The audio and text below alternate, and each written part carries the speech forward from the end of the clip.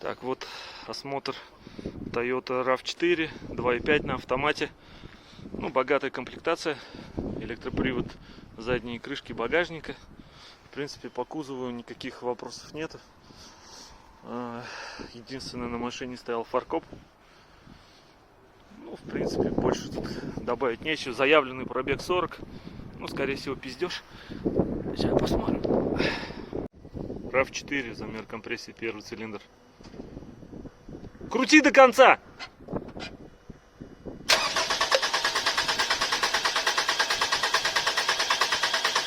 Все, хватит!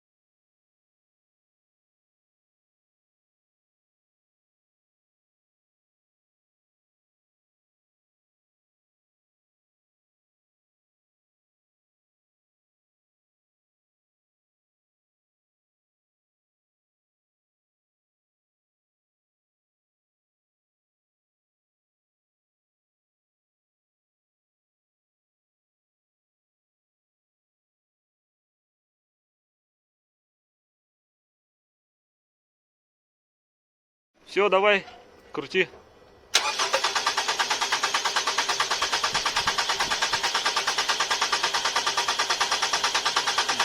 Все, хватит.